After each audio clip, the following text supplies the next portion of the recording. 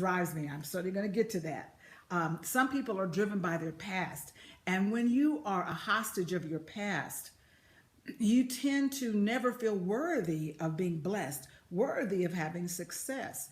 If you are driven by your past, you never can clearly see that you can have a future. You never clearly grounded in the present moment to count your blessings. I said the other night, I spoke at a church and I said, some people copy their past and then they paste it right into their present. They never even give their present or their future an opportunity to be different than their past because they're so driven by the past results that they've gotten. And so because they didn't get good results in the past, some people give up. Some people have no hope. Some people become bitter. So when you see someone who's driven by their past, that's all they talk about.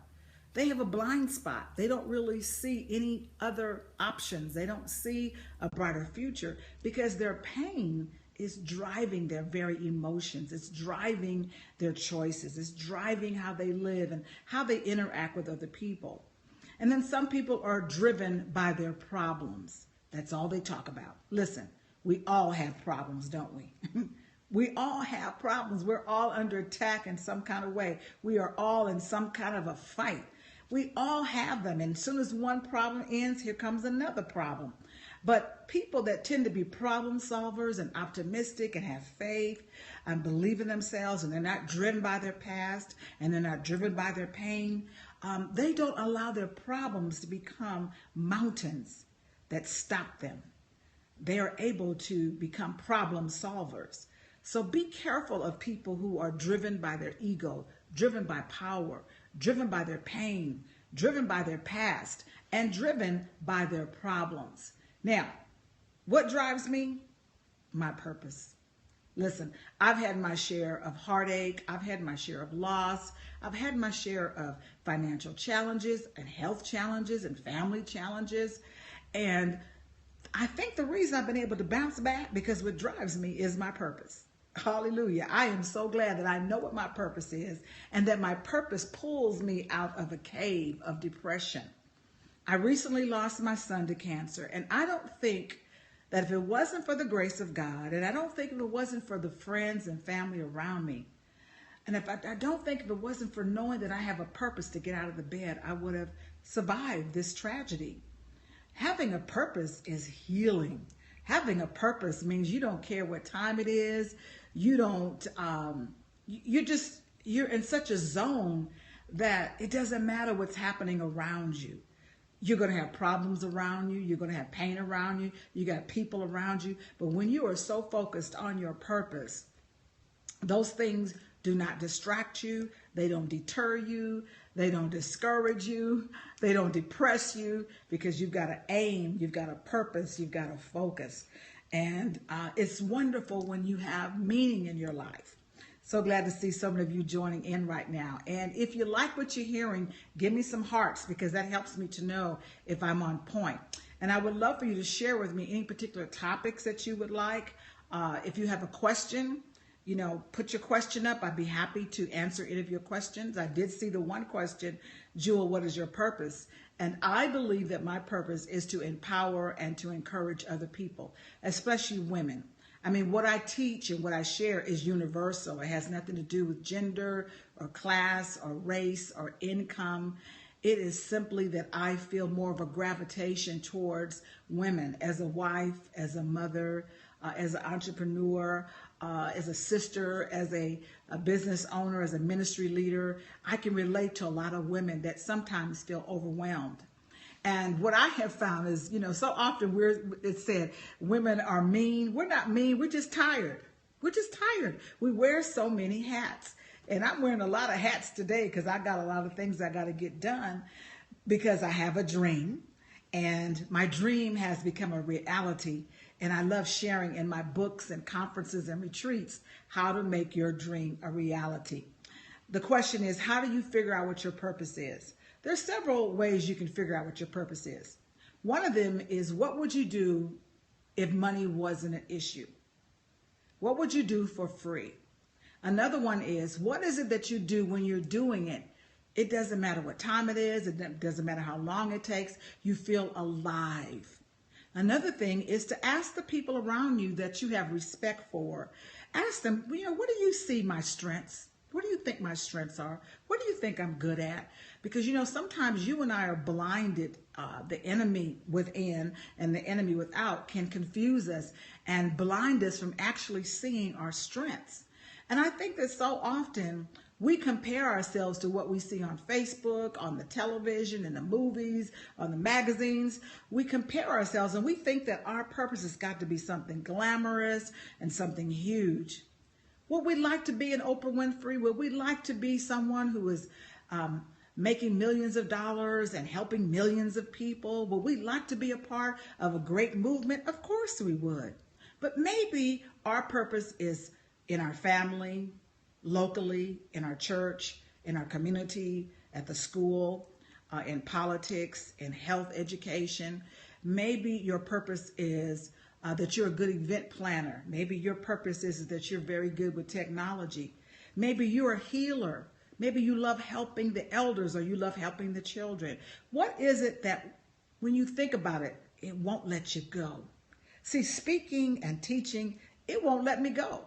So when things like the web came available and emails became available, I've been doing a newsletter online for 12 years because I love communicating. So when Periscope became available and YouTube became available, here was another opportunity for me to connect and empower and engage people because that is something that is very organic for me. Am I perfect at it? In fact, just doing this, it's nerve-wracking because it's real time and I stutter and you're not always perfect. We're all flawed. But you know what? When it's your purpose, you don't care. You just don't care when it's your purpose. If your purpose is to help people that are homeless or hungry, if your purpose is to make the world beautiful, if your purpose is to bring justice to this world, go for it. Do it. Because I tell you, I love what Emerson said. He said that if you, and I'm paraphrasing it because I don't know exactly the right words, but basically what he said is that once you find your purpose, the world will give you bread. So in other words, you may not be wealthy. I'm certainly not wealthy. And so I love what Emerson said is that when you do what you love, the world will take care of you. People will pay for your services. Yeah, I believe I'm doing what I was meant to do. I've been doing it for 30 years and I absolutely love it.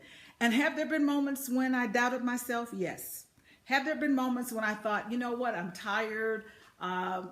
Should I continue doing this? Of course there are moments, but it doesn't last very long because my purpose just comes and taps me on the shoulder. The Holy Spirit pulls me out of the bed and pulls me out of my depression and gets me back on the field again because it's what makes me feel so alive. What is it that when you're doing it, you feel so alive? Being a chef, decorating, event planning. What is it? Is it mentoring? Is it decorating? Is it writing? There's something that it won't let you go. And whatever that thing is that won't let you go, I want you to begin to follow that trail. It'll leave clues. But you see what happens, many people lack courage and they overthink it. And they procrastinate and they want to wait until everything is perfect. Yeah, that's a good question. What if it's a combination of things? That is the most common question I get in my coaching sessions. Jewel, I want to do 4, 5, 6 different things. It's like, well, that's great, but you can't be excellent and you can't master them all. You got to pick one, pick one. And if you are in a situation where you need to generate income, pick the one that's going to generate income. If you are in an economic situation where it's not a money thing, but it's something that you want to leave a legacy or something that you really want to make an impact, go for it. But I really think that this juggling of too many things is not an effective way to approach life. I think that sometimes we think that if we pick one and we let the others go, that we'll never get a chance to do those other things. But I believe in staying in your lane. I believe that if you pick one, then other things will begin to develop. For instance, I love speaking.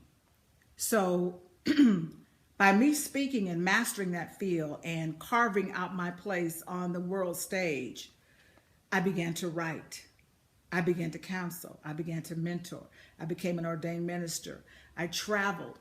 So all of the things that I love to do came under the umbrella of the one thing that I knew would generate an income. So I turned my passion, my purpose into a profit. Make sense? And you can do that, but it takes, you got to be audacious. You got to see, that's the thing. Don't overthink. Listen to your heartbeat. What is that thing that makes you feel so alive and you just feel like, yeah, this is it. I'm in my zone. You find a way to polish up your gift. Professional. See, I was speaking for free. I went from free to fee. So I was doing it for free, and my husband said, you can't see all the plaques on the wall here, but I got lots of plaques. None of these plaques pay bills. They don't pay car notes. They don't pay the mortgage. And I realized, okay, my speaking cannot be my hobby. I've got to turn my passion, my purpose into a profession. I've got to get out there and market myself. And I have to believe in myself. And I have to find out what is unique about me. What's unique about you do that people would pay you for it because you do it so well? And what are you consistently doing? How do you put yourself into life? And it's amazing what will begin to happen when you say, I am a student, I am an author, I am a coaching mentor, I am a homeowner, I am healthy, I am wealthy, I am an advocate for the underserved.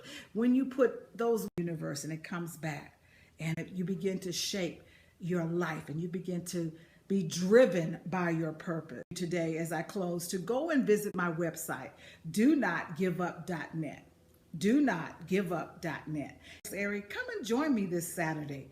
I'll be at the Doubletree Hotel, 6161 Centinela in Culver City. I'm selling and mentoring people, and I'm excited. We got a lot of people coming.